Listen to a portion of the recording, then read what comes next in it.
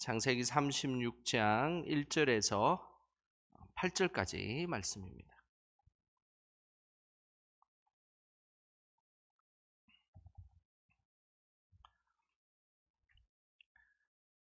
창세기 36장 1절에서 8절까지 우리 한 목소리로 말씀 읽겠습니다. 에서 곧 에돔의 족보는 이러하니라. 에스가 가나안 여인 중 헷 족속 엘론의 딸 아다와 히위 족속 시본의 딸인 아나의 딸 올리바마를 자기 아내로 맞이하고 또 이스마엘의 딸 느바뇨스의 누이 바스맛을 맞이하였더니 아다는 엘리바스를 에스에게서 낳았고 바스맛은 로우엘을 낳았고 올리바마는 여우수와 얄람과 고라를 낳았으니 이들은 에스의 아들들이요 가나안 땅에서 그에게 태어난 자들이더라. 에스가 자기 아내들과 자기 자녀들과 자기 집의 모든 사람과 자기의 가축과 자기의 모든 짐승과 자기가 가나안 땅에서 모은 모든 재물을 이끌고 그의 동생 야곱을 떠나 다른 곳으로 갔으니 두 사람의 소유가 풍부하여 함께 거주할 수 없음이러라. 그들이 거주하는 땅이 그들의 가축으로 말미암아 그들을 용납할 수 없었더라. 이에 에서 곧 에돔이 세일산에 거주하니라. 아멘.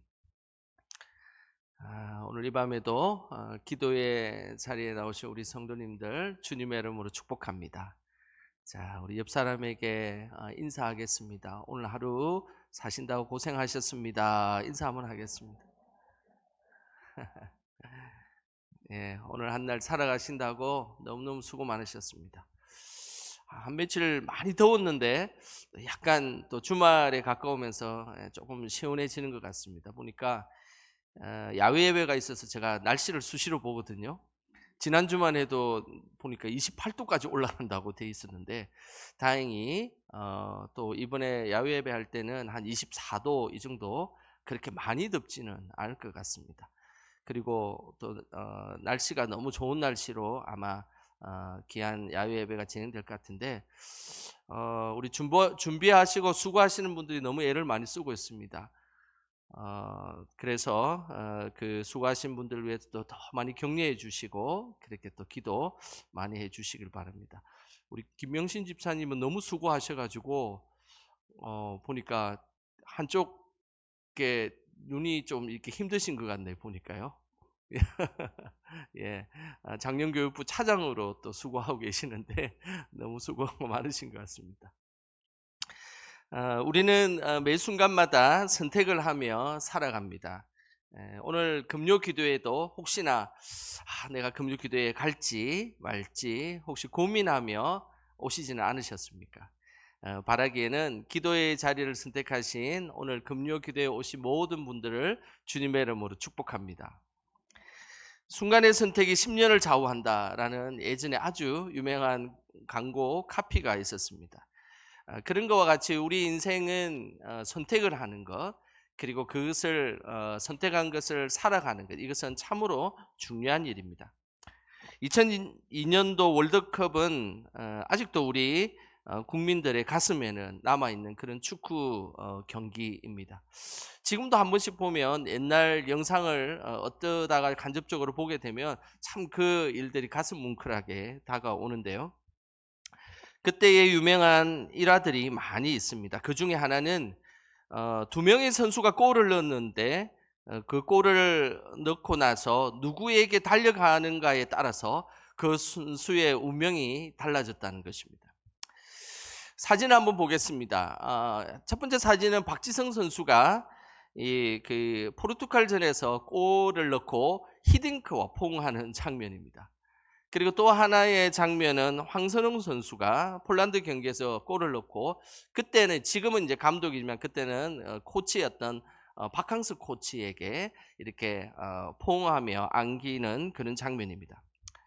이 순간의 선택으로 인해서 두 선수의 사실은 운명이 달라졌습니다. 히딩크 감독을 선택한 박지성은 2002년도 월드컵 이후에 유럽으로 넘어가서 아주 세계적인 메뉴에서 선수가 되었습니다. 하지만 박항서 코치를 선택한 황선홍 선수는 그냥 국내에서 뛰는 그냥 평범한 선수로 마감을 하게 되었습니다.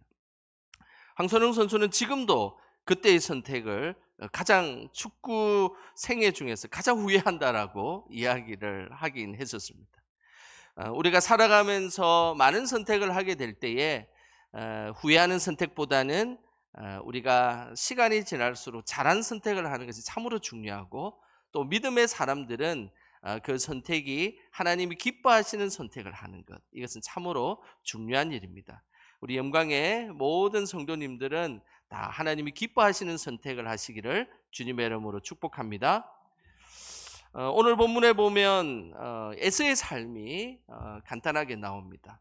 오늘 이 본문에 나와 있는 1절부터 8절을 보면 에서는 3명의 아내와 결혼을 하였고 5명의 아들을 낳았다, 그런 이야기가 전체적인 내용입니다. 그리고 더 나은 곳을 찾아가 이사를 했다라는 그냥 아주 어찌 보면 평범한 한 가정의 이야기가 나오고 있습니다. 하지만 겉으로는 평범한 삶을 살아가는 것처럼 나오지만 에스가 아내를 선택하고 이사갈 곳을 선택하는 모습을 보면 그는 분명 믿음의 선택이 아니었음을 우리에게 말씀하고 있습니다. 먼저 3명의 아내를 맞이한 모습을 한번 보겠습니다. 2절과 3절입니다. 우리 2절, 3절 같이 한번 읽어보겠습니다. 에스가 가나안 여인 중 헷 족속 엘론의 딸 아다와 히위 족속 시본의 딸인 아나의 딸 오홀리 바마를 자기 아내로 맞이하고 또 이스마엘의 딸 르바니옷의 누이 바스맛을 맞이하였더니, 오늘 이 에스는 아다, 그 다음에 오홀리바마라는 여인, 그리고 바스맛이라는 3명의 여인과 결혼을 하게 되었다라는 것을 말씀하고 있습니다. 그런데 이 3명의 여인의 공통적인 것이 있습니다. 그것은 바로 가나안 여인이었다라는 사실입니다. 하나님은 분명히 아브라함 때부터 이삭까지, 그리고 그 다음에 삶의 여정까지 이방 여인과 결혼하지 말 것을 분명하게 말씀하였습니다. 창세기 24장 3절에 보면 그 말씀이 나오는데요.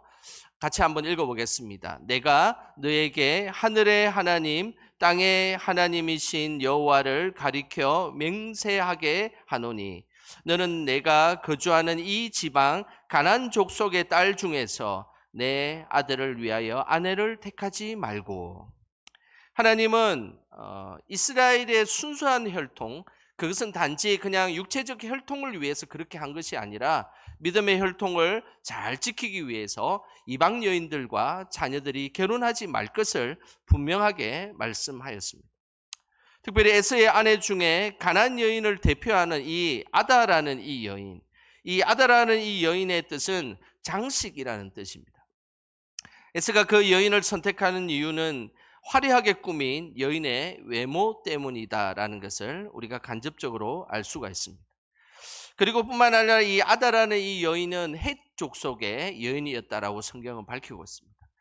그 당시에 가나안에 많은 족속들이 있었는데 그 중에서 유독 부유하고 강한 족속이 그 당시에 헷 족속이었습니다. 그러니 에서의 기준은 물질이 그의 기준이 되었다는 것을 알 수 있습니다. 결국 에스가 한 여인을 선택하고 그냥 결혼했다라고 성경은 기록하고 있지만 그 속에는 그 결혼의 선택의 기준이 외모였고 물질이었음을 분명하게 말씀하고 있습니다. 에스가 선택한 것을 보면 모두 세상적인 가치관이 기준이 되어 선택한 것입니다. 어떤 것도 믿음과 관련된 선택을 했다라는 것이 에스의 삶에는 하나도 보이지 않는 것입니다. 우리는 누구를 선택하고 어떤 일을 선택할 때에 어떤 기준으로 그것을 선택하고 그 일을 이루어 가십니까? 예수님의 제자 중에서 가장 오래 산 사도가 있습니다. 그는 사도 요한입니다.